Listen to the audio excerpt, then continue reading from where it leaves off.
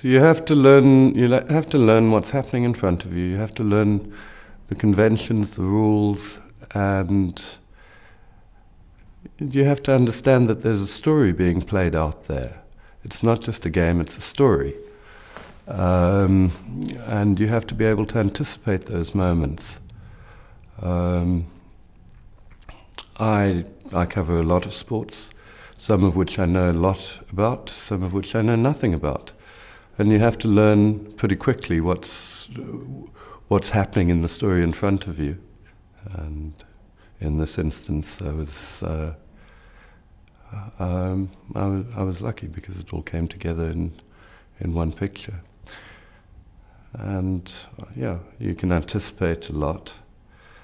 Luck is a part of it as well. Where something happens, how your proximity to it. The main thing is that you must always be ready, and you must always be prepared for things. You know, the funny thing is the way we were working. I knew I had something, but we were using a lot of remote editing, and it was important to get the pictures out as fast as possible. And I remember seeing the event unfolding, and I didn't even look at the back of my camera. I just pulled the card out straight into the laptop, and it was only after the match that I saw the picture. You don't really have the space to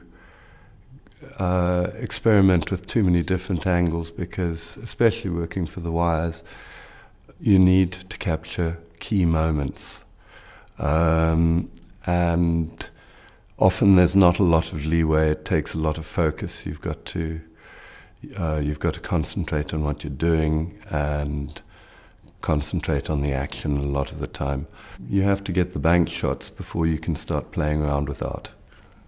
Sport is owned by the participants, and that's a hell of a lot more than 22 players and a few referees on a field. It's the people who support it. It's the people who play it. When you go out and see how people play, the kind of fields they play on, and the passion and sometimes the brutality with which they play is quite amazing. And I think that sport is really owned by all of the participants. And while your World Cups, your key big events, are an important part of it, they're not the only part of what that sport really is. And yeah, I like looking at what happens beyond the stadium as well, and how people relate to sport and what it means for society. Yeah, when I'm sitting at the side of an international sporting event, I'm very aware that a lot of people would love to be sitting in the seat that I'm sitting there. So I'm in an incredibly privileged position attending all these events. People see the game through the images, whether they're television images or stills images, and that is mediated via people like us.